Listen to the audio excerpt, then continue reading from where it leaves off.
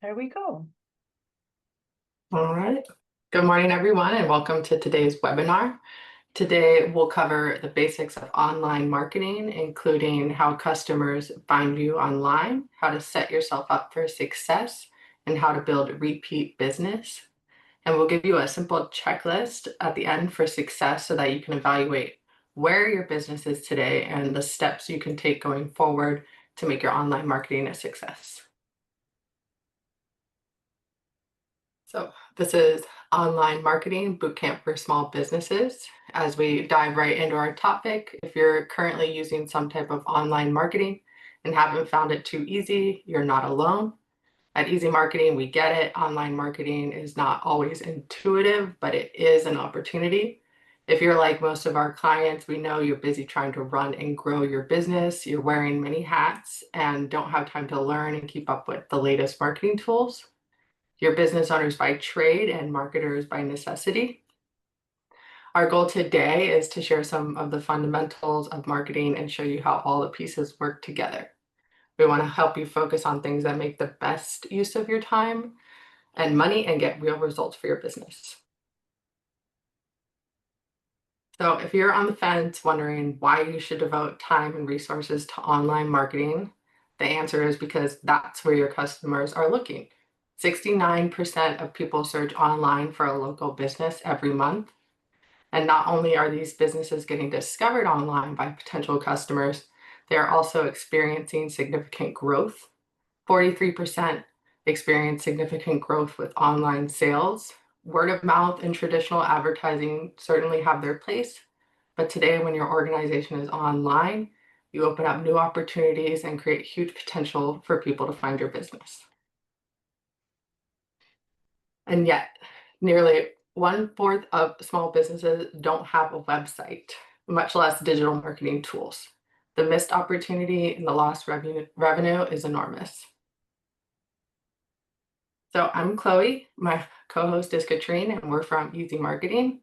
We have a lot of great information for you today, and we hope to get to as many of your questions as we can. If we miss yours or if you think of something later, here's our contact information, and we'd love to hear from you. We specialize in website design, email marketing, social media management, and graphic design. Our clients range from local upstarts to international green companies. We have a passion for helping entrepreneurs, small businesses, and nonprofits, and we're honored to have you here today. So why in 2025 aren't all small businesses online? What is holding us back? 4 out of 10 don't think online tools are relevant. More than a third aren't convinced they're effective, but the biggest chunk simply don't have enough experience with digital tools and don't have the time to learn. The good news is that you're here today, and we're positive that with a better understanding of online marketing and a dose of confidence, you can make informed decisions about where to spend your valuable time and what resources are going to help you grow.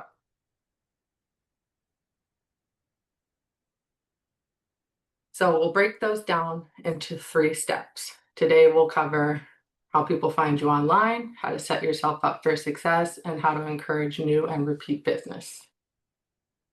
So just do this thing. Search yourself, your business, and see what you're finding.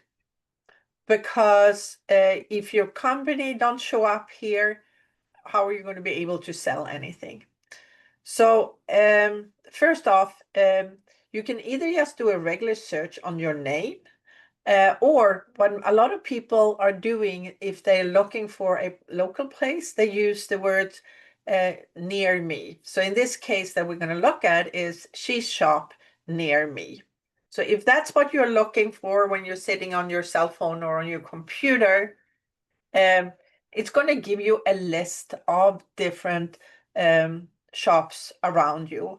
And if you use the word near me, most likely you will be able to see a map.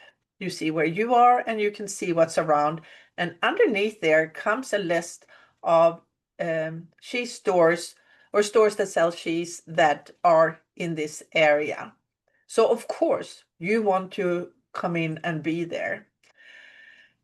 And if you just don't use the word near me, if you just say, in this case, the cheese shop, Concord, Massachusetts, something that looks like this will come up instead. You will have a list on the left with information, and on the right is what we call a Google Business Profile. And let's take a closer look at that one. It has a map. You can see it has an image. It has the service hour, the address, phone numbers, a little bit of products. All of this is set up, and it's free to set up in Google Business Profile. But people go in there, okay, and they're going to check you out very quickly. Okay, that's where it is. Oh, when is it open? Okay, let me check that out. The first thing they're going to click on is website. And this will take you to their website. And this happens to be what the website looks like for them. So this cheese shop has a simple website, and you check it out, you look at it, and it's like nice layout. It works on your cell phone and on your computer. Okay, this seems to be a good store. Let's check out a little bit more, because what is the next thing people usually look at? They check the social media. And in this case, if we click on Facebook, we're going to be transported over to their Facebook page. And as soon as we are getting there, we will again see the basic information of the place. You will have images that are good, and you will have updated social media. This tells me that this cheese shop, because I'm choosing between 2 or 3 or 4 or 5 on my phone here, this one is updating and it seems to be organized. This is obviously where I'm going to go and purchase cheese. Compare with if you get to a social media page of Facebook that hasn't been updated since 2022 or something. You don't even know if they're in business. Are you going to drive over there? No, you're going to drive over to where you see they just updated something.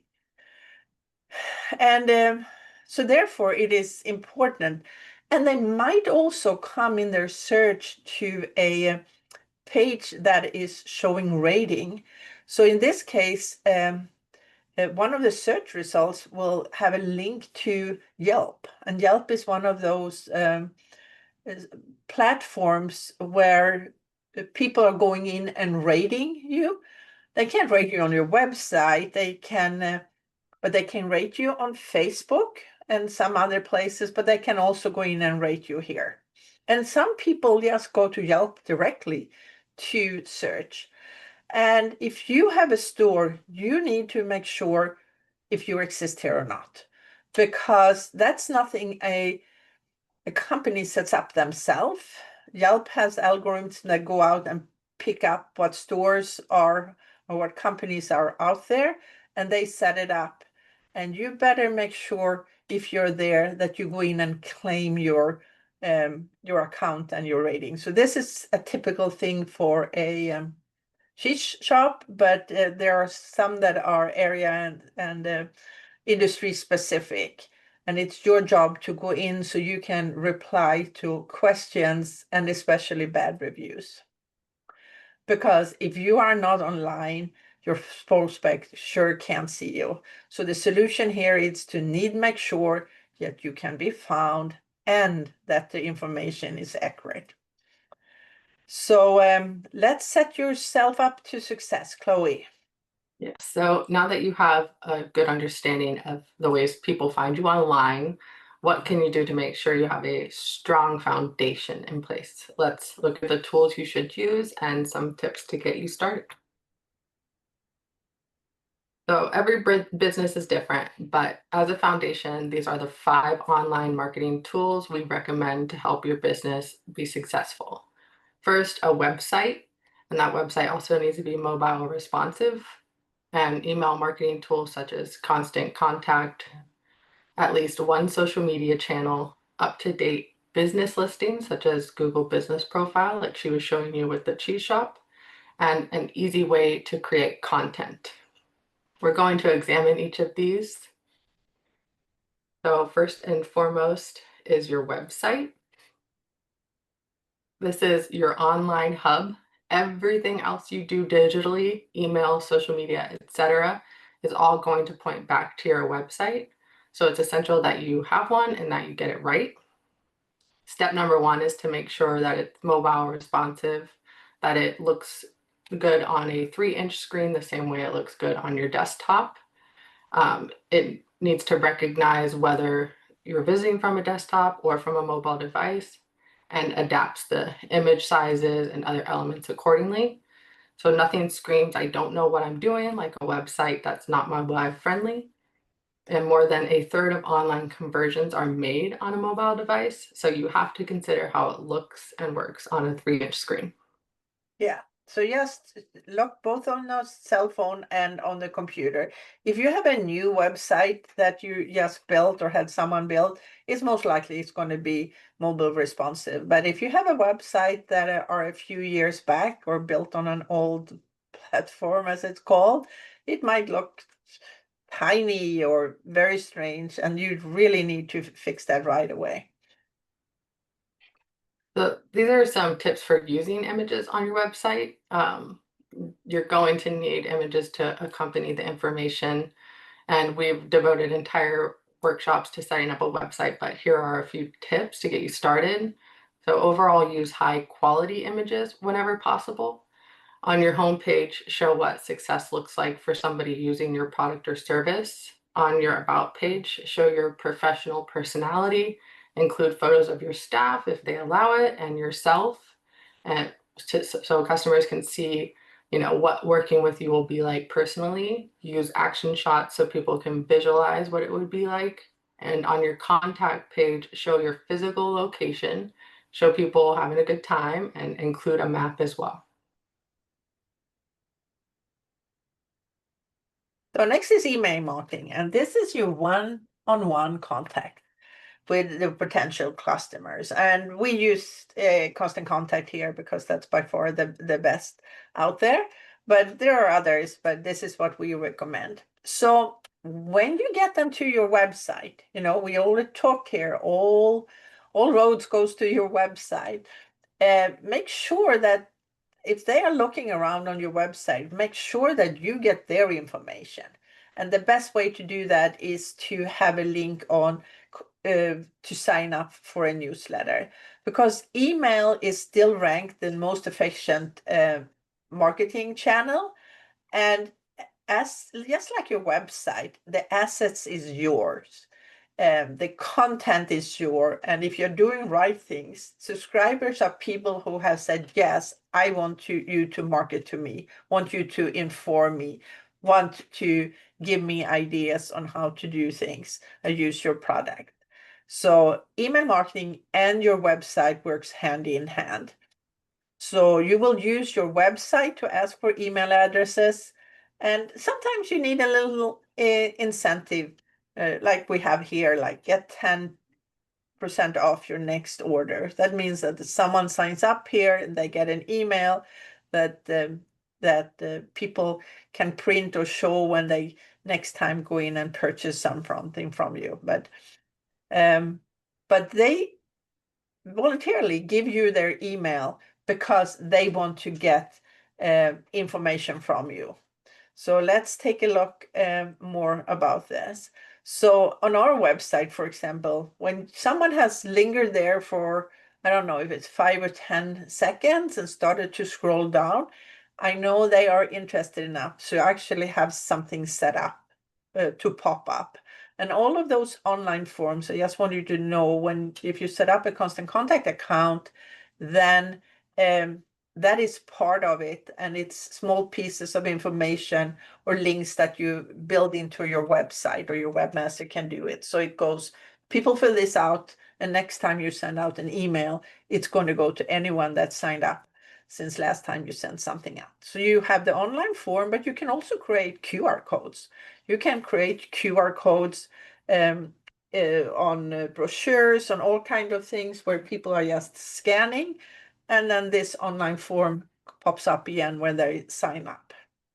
So let's take a look at a couple of things here.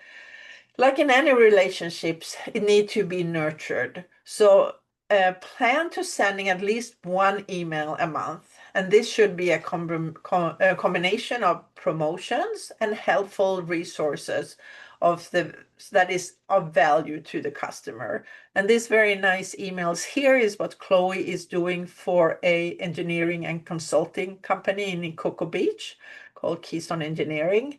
And it has all of those components. So people signing up, we are just amazed how many % is opening up the emails that comes each month. So next is social media. So Chloe. So the next tool that you'll want to consider is social media.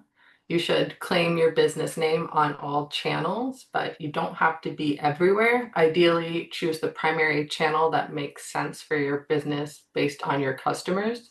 Understand that each channel has its own personality, so you should not be posting the exact same thing on every channel, but maybe a variation. You can have the same theme, but modify it to suit each channel. And your goal should be to bring people back to your site and get people on your email list. Yeah, and when we say channels, we mean different kind of social media platforms where that's coming right here. Yep. So we have Facebook business page. That's a great starter platform for most businesses. Here you're competing with friends, family, and general news. You have LinkedIn, which is personal and business pages, more of a professional network. You have Instagram, which is highly visual. So you want to show people what's happening with your business with, eye-catching images. Pinterest is boards and tips and ideas. YouTube is video, educational, and entertaining. So your goal with all channels should be to get people to your website or build your email list and drive business from there.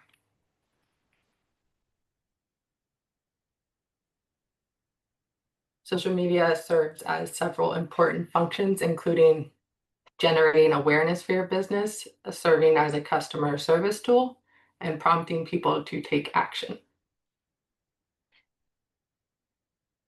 So here are 4 social media platform examples for Keystone Engineering. We have LinkedIn, Facebook, Instagram, and YouTube. You can see how all of them run together. Different people are on different platforms. And in this case, this client is paying us to make sure we are active on all those different places. So up to date on your business. Yeah. The 4th tool we want you to consider are listing and review sites. 84% of consumers are more likely to take action based on recommendations from a family member or friend. And those recommendations are just as impactful online as they are in person. When referred by a friend, people are 4 times more likely to make a purchase. So at the very least, claim your business profile. We recommend you claim your Yelp page and anything else that's important to your industry. Make sure to respond to all reviews, even negative ones. If you get a positive one, thank them. Say how much you enjoyed working with them. And if it's negative, even more important to respond with an apology and offer to make it right, or a commitment to changing whatever the problem was. And number 5 is easy way to create content. So you want to increase your chances of getting found. First up is an engagement piece. So ask questions. There are tools, but you can even just ask a simple question in a post, ask a question in a poll, ask opinions, and ask for feedback. You also want to create moments where you get people to participate and engage on a fun level, where you start to show the human element. So take some time to ask some more fun, relatable questions. Doesn't always have to be serious or relating to what you do. So for example, on the left, a colleague, Gabby, does photography on the side. She recently shared a post about how her son just spent 2 minutes in the snow and went inside and asked followers to play in the snow. This is a great way to engage people and get them talking, sharing, and engaging. It allowed her to use her photography, but in a different way that's not promotional at all, but it's relatable and something that gets people talking. So ask them, what's your favorite way to play in the snow? And another example here is the candy corn example. People either love or they hate candy corn, so that's one way to get people talking. And then key number 2, entertain. So this is where you want to show a more fun side of your organization and give your brand a personality. This is important for letting people getting to know you as a human. This type of stuff creates natural engagement for your audience, which is great, helping you get seen. When you generate these types of engagements on posts, the next day you could share a promotional item or information, and you're more likely to be seen since people have been paying attention to your content and engaging. So far too many posts today sound too formal versus a person just having a conversation. So this is where you want to get personable. It's all about being relatable and helping people feel understood. Maybe it's a photo of a mess you made while you're working on a project. Talk about what you're doing behind the scenes, or something you personally enjoy about a holiday or something like that. It could even be mistakes you've made in the day. For example, a garage door business. One of the workers will take his dog for a ride on the job when the weather is not too hot. So they've shared a photo, and that shows that their dog is the supervisor of the day.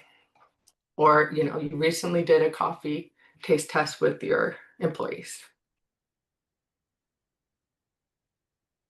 And then key number 3 for social success is be helpful and provide valuable information. It's not just about sales, but staying top of mind. Next slide.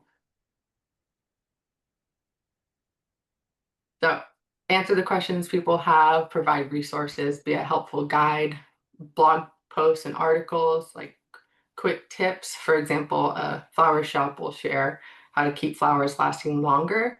A garage door business, if a snowstorm is coming, they tell you what to do if your garage door is frozen to the ground. You can share common mistakes or a tip of the day relating to your industry. And then after that, if you're not on top of mind, people will forget your business. So that, of course, can cause you lose money. So the solution here is that you can keep your business top of mind, encourage new and repeat business by engaging with the current customers. So we use this as an approach called engagement marketing. I think this is completely wrong slide here. So we call that engagement marketing. So it really starts with you and your business. And when you create a good product or experience for your customers, that is the first thing you do. And the next thing is you make sure that they somehow stay in touch. If you have a business where you have their email address, you make sure that you continue updating them and sending newsletters to them so they know what's coming up or promotions. But if you're not a place where you, like say you're an ice cream shop, you might just want them to like you and follow you on social media, and you constantly show images of today's taste, or everyone with the name Katrine will get a free ice cream today, whatever it is. So it's your things to make sure you can stay in contact with them. Because if you then can get their engagement, this is where the heart of the cycle is. That where you get them to come back to you and do your repeat business.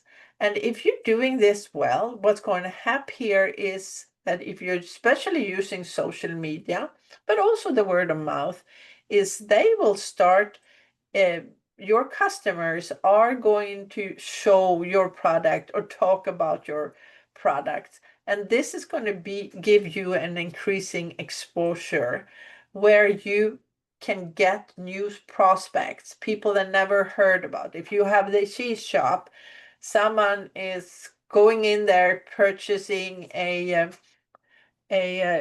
platter for a party, and before the party, the customer is taking a photo, and if you're lucky, they're actually saying, I just got this perfect platter here from the cheese shop. And then now suddenly your cheese shop is on other people's radar, and now you have new prospects. So now your job here is to provide the new customers with experience, and then you keep on. So we have this going around, making people keep people engaged and help them with ways of driving social visibility with them sharing or talking about you. So we talked about this with 5 different steps here. I'm sorry. So we are making your website, you are making sure you keep in contact, you're creating a plan, you're engaging them, and in the end, hopefully you're also measuring this. So we have a self-check form that you can use and download that has questions. I'm going to show those on these 3 pages here. So you can actually download that from our website, easymarketing/webinar. It's also going to be in the follow-up email after here. So the idea is you could see how short it was. You just sit down, take 10 minutes, and go in and check those boxes and see where you are, because hopefully this will help you get on track to make sure that you have everything you need to help you with your marketing. So I hope this gave you an idea how online marketing works and how it all comes together. So next time we are meeting here again in a month, where we will talk about advanced email marketing, how to grow your contact list, personalize your messages, and use automation and create report. And these automatizations that you see here, that's what we used this morning when you're 8 o'clock this morning, got a reminder about our websites. So anyone can do that. In October, we're going to talk about holiday marketing. October is a good month to plan everything you're going to do for Black Friday and December, so you don't have to worry about that when it gets, for many of you, gets really busy. And then in November, we are talking about branding, how to make a brand and make you stand out. So do we have any questions today? We want to make sure we are ending in time. I don't see any questions here, but if you have any, if you want to reach us, here is our contact information. You are going to get a